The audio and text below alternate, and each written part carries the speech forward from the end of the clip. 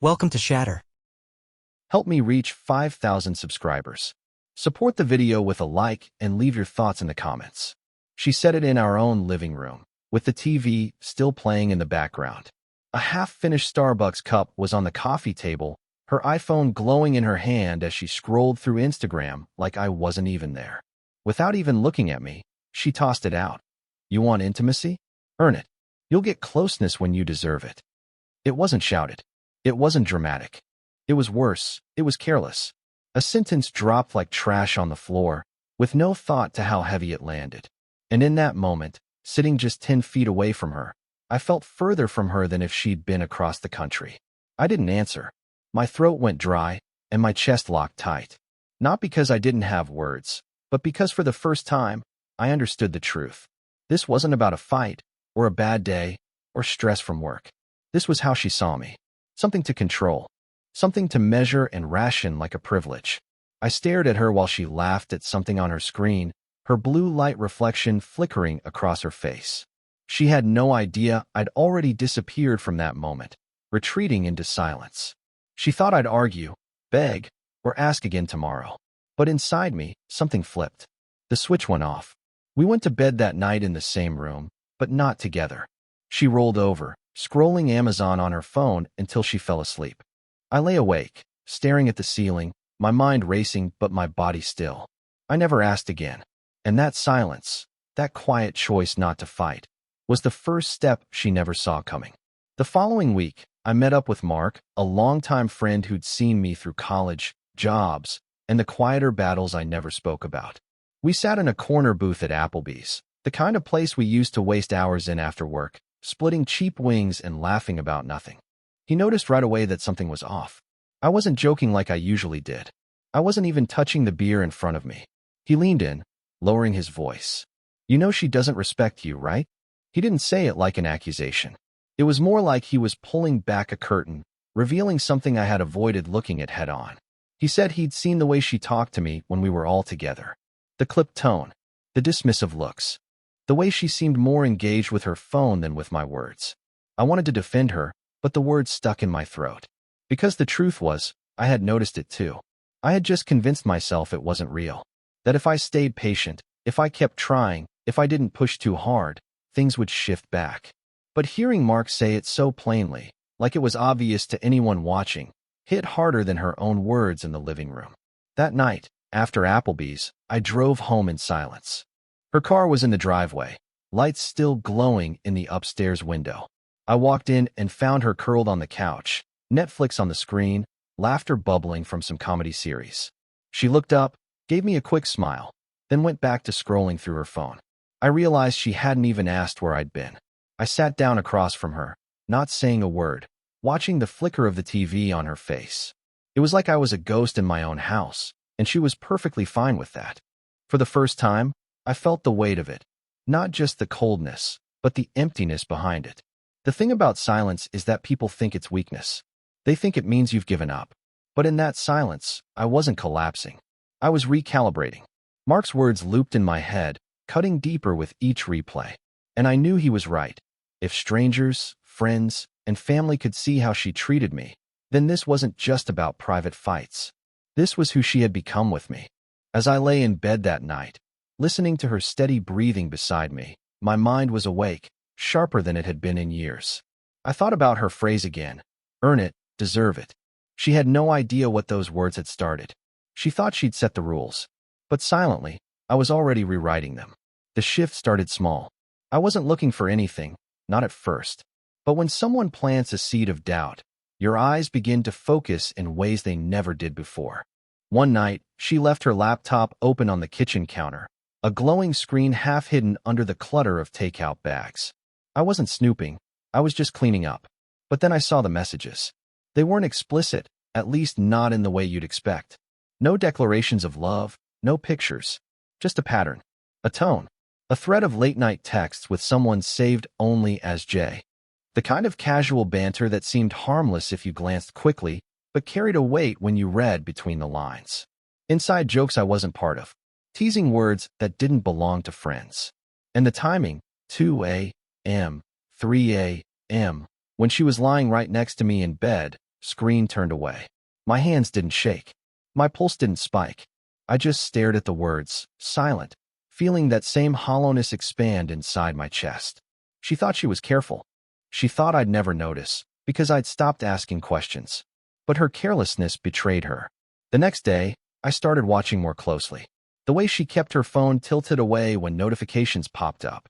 How she smiled faintly at the screen, then locked it quickly when I entered the room. The sudden, unnecessary trips to Target for things we didn't need, always with her phone in hand. I didn't confront her. I didn't say a word. Instead, I began to gather. Quietly, slowly. Bank statements that showed strange purchases, gas stations in neighborhoods we never drove through, dinners charged to her card when she told me she was working late. My silence became my weapon. Every smile I gave her, every nod, every calm answer, it wasn't agreement anymore. It was cover. At night, while she scrolled through Netflix and dozed off beside me, I'd sit with my phone in the dark, piecing together the fragments. Patterns emerged, sharper than any confession could ever be. She thought she had the control, but the truth was, she was unraveling in front of me, and she didn't even know it. I remembered her words, earn it, deserve it, the arrogance in her voice. And now, as I looked at her sleeping peacefully beside me, I realized she was the one who had been earning nothing. She was the one who didn't deserve the closeness she threw back in my face.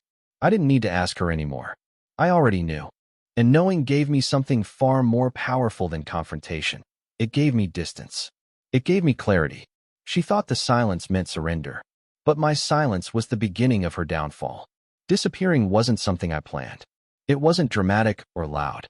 It happened quietly, like turning off a light.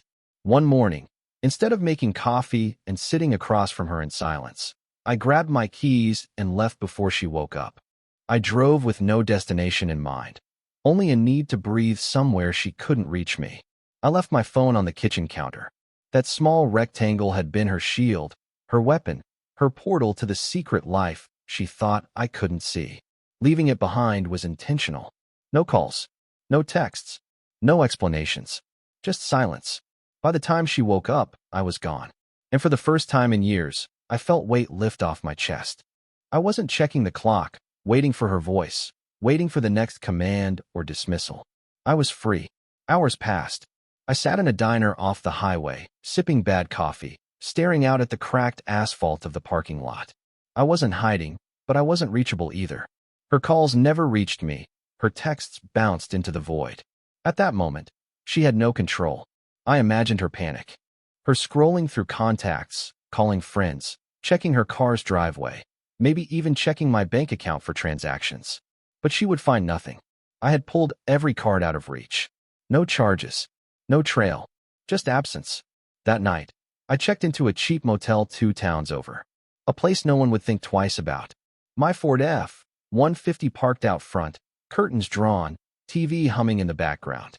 I lay on the bed and finally allowed myself to close my eyes, not out of exhaustion, but out of peace.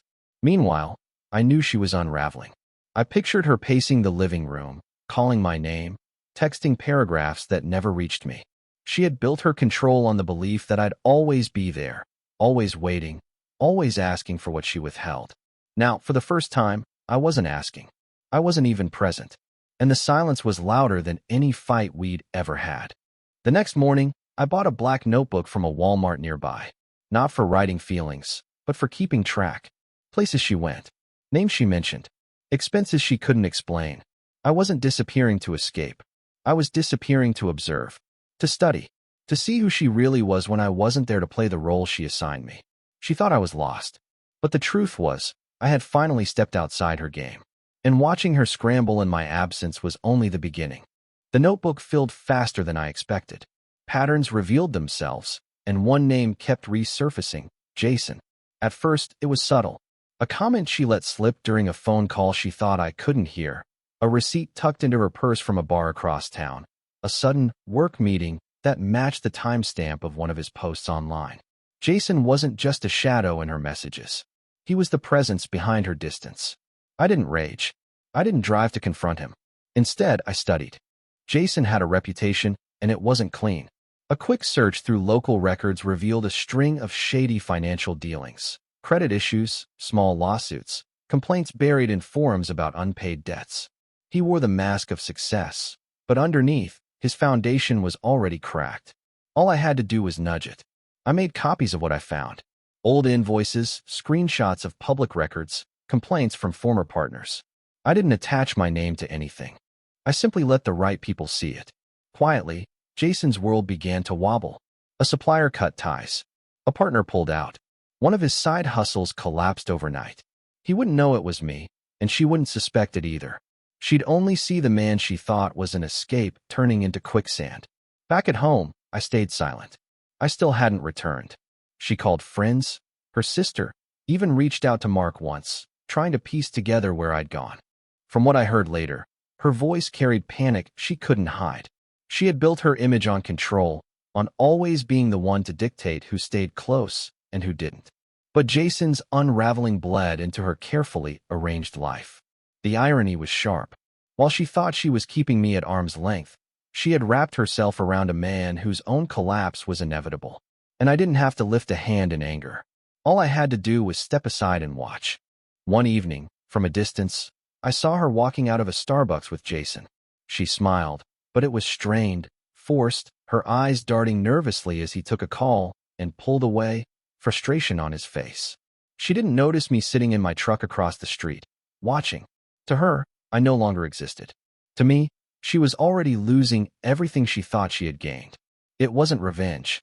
It wasn't payback. It was exposure. Jason was never solid, and now the cracks were visible to everyone around him. And for the first time, she was the one tied to the sinking ship. The social unraveling didn't happen all at once. It was slow, public, and impossible for her to hide. The first time I noticed it was at her sister's birthday dinner. I wasn't there, but word got back to me.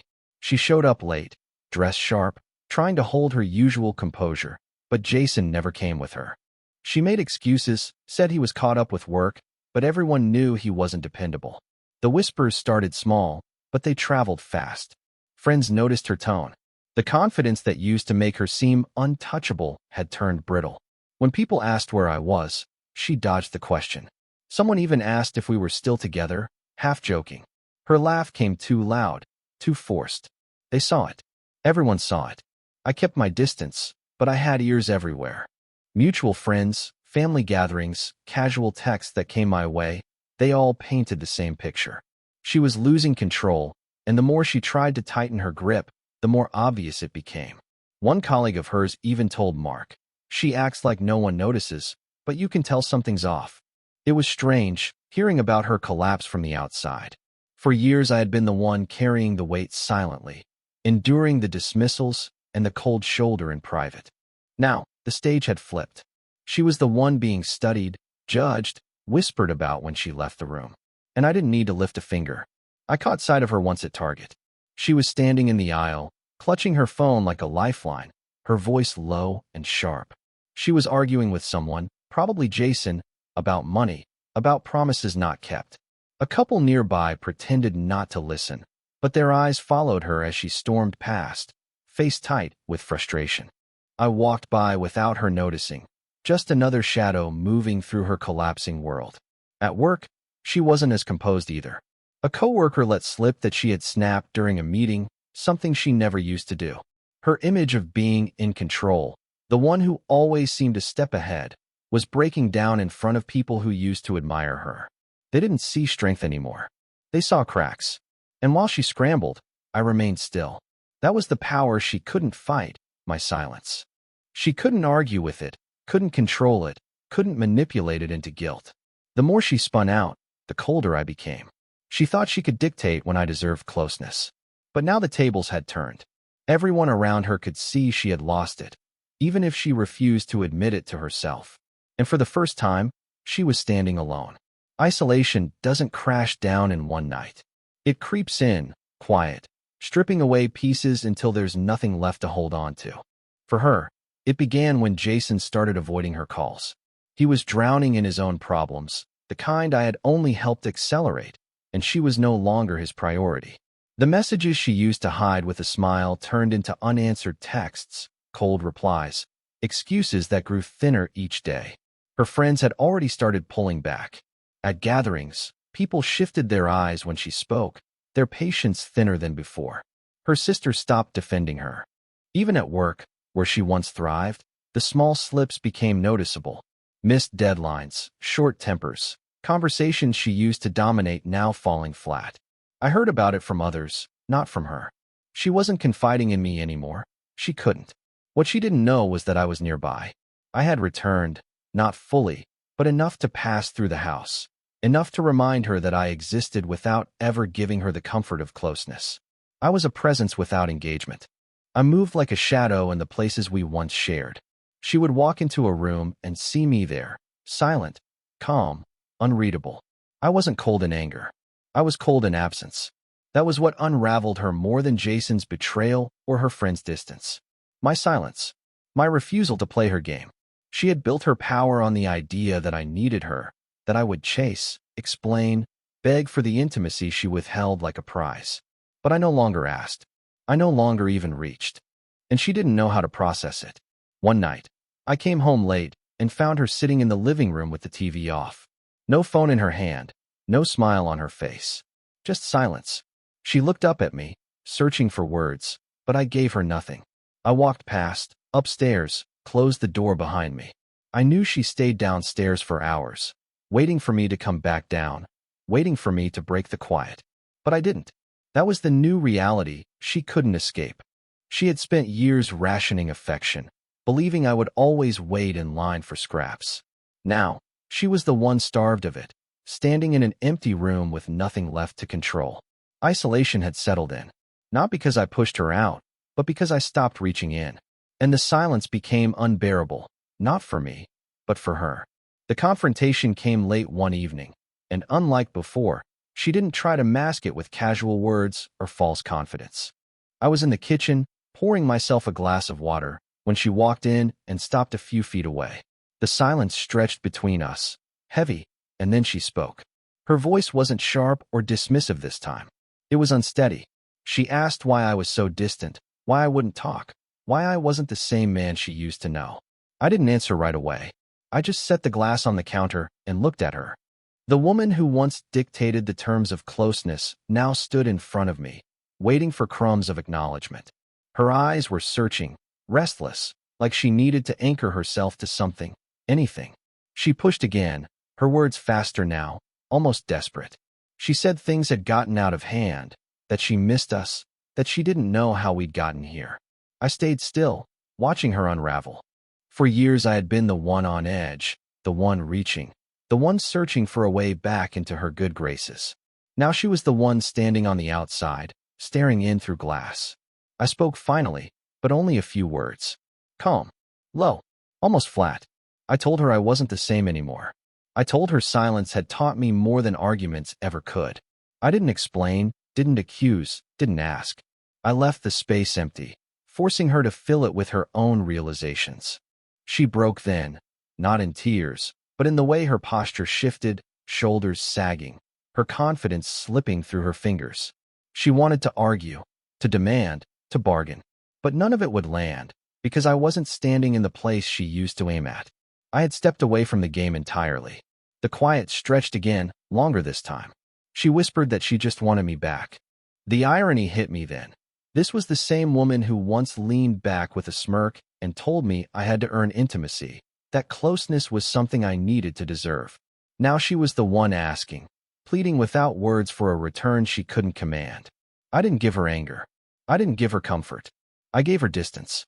I picked up my glass, walked past her, and left the room. The sound of her breathing, shallow and uneven, followed me up the stairs. She had wanted control. Now all she had was silence. And for the first time, she understood that silence wasn't absence. It was rejection. Her collapse didn't come like an explosion. It came in fragments, a slow erosion of the confidence she once wore like armor. Jason had drifted away completely, leaving behind only unanswered messages and debts she hadn't seen coming. Friends who once admired her now avoided her calls. At work, her mistakes piled higher than her excuses. Everywhere she turned, doors that had always been open seemed to close one by one. And in that emptiness, the memories began to claw back. I saw it in her eyes when she looked at me. She remembered things she had dismissed years ago. The nights I stayed up fixing her car, so she wouldn't miss work. The mornings I left Starbucks coffee on the counter because I knew she couldn't start her day without it. The weekends I turned down plans just to spend time with her, even when she barely looked up from her phone. Back then, she treated those things as routine, as if they carried no weight. Now, with everything stripped away, each memory landed like a blow. I didn't need to remind her. The silence did that for me. She sat at the table one night, head in her hands, scrolling through old photos on her phone. I walked past without stopping, but I noticed the way her shoulders shook, the way she quickly locked the screen when she heard my steps. She didn't want me to see her breaking, but I didn't need to see it. The cracks were everywhere. She started leaving notes. Small attempts to bridge the distance. Written words about missing what we had, about wanting to start over, about not knowing when she lost me. I read them in silence and left them where I found them. She had once told me I had to earn intimacy, that I had to deserve closeness. Now she was the one trying to earn something, and the rules were no longer hers to set. The hardest part for her wasn't my absence. It was my presence without warmth. I was there, in the same rooms, under the same roof, but unreachable. She couldn't shout her way back, couldn't cry her way back, couldn't manipulate her way back. The distance wasn't physical, it was final. Every night, I could feel her staring at me when she thought I was asleep, searching for the man she used to control. But that man was gone, and in his place was someone she didn't know how to reach. She had fallen into the very emptiness she once created for me. Only this time, there was no way out. The final breaking point came on a Sunday evening. The house was quiet, the kind of silence that once felt heavy to me, but now felt natural. She stood in the doorway of the living room, clutching her phone, though for once she wasn't scrolling, wasn't hiding behind a glowing screen. Her eyes were red, not from anger, but from exhaustion. She finally whispered what she hadn't said in years, that she didn't want to lose me.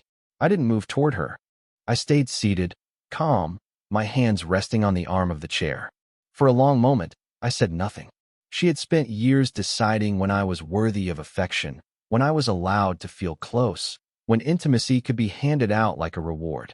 Now, stripped of her pride, she stood waiting for something as simple as a word from me. I didn't give her promises. I didn't give her comfort. I gave her clarity. I told her I had never stopped being here, but I had stopped being hers the moment she tried to turn love into a test I could never pass. I said if she wanted something real now, it wouldn't be on the rules she had written before. It would be on new terms, mutual respect, honesty, and no more games. She broke down then, but not in the dramatic way of old arguments. There was no shouting, no blaming, no bargaining, just stillness. She finally understood the weight of what she had lost, and the silence pressed harder on her than any anger ever could. I didn't rush to her. I didn't leave either. I stayed where I was, a distance that was both painful and necessary. For the first time, she realized closeness wasn't hers to ration anymore. It was mine to grant. And in that moment, I gave her the smallest signal. Not a smile, not forgiveness, but the fact that I stayed. That I was still there, not walking out the door. It wasn't weakness. It wasn't pity. It was choice. My choice. She had wanted to break me by making me earn her love. Instead, she had broken herself. And only by losing everything did she finally understand who I had been all along. The one steady presence. The one person who never asked her to prove anything. The one man who had already given her everything. Now, if we were to begin again, it would be on my terms. Where love wasn't a prize, but a partnership. Where respect wasn't conditional, but constant. For the first time in years, the silence between us wasn't heavy. It was clear, and she knew, without me saying it, that this time, if there was a future, it would be under new rules. Support the channel by liking, commenting, and subscribing. I promise even more interesting stories.